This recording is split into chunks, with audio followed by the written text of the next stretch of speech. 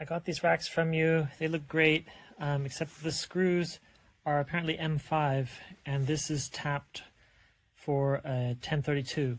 So this is something out of the hardware store. It's the 1032, fits just fine. This is your M5.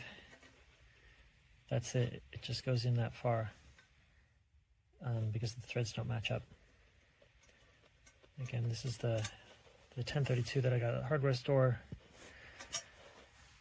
And this is your M5. And so if you could send me some 1032s, preferably 1/2 inch, that'd be great. I know yours are, what, 1 inch, 3/4 of an inch?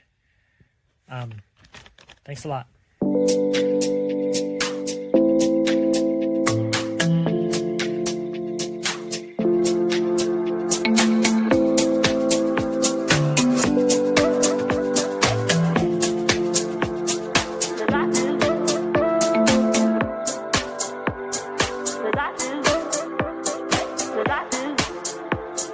Cause I do.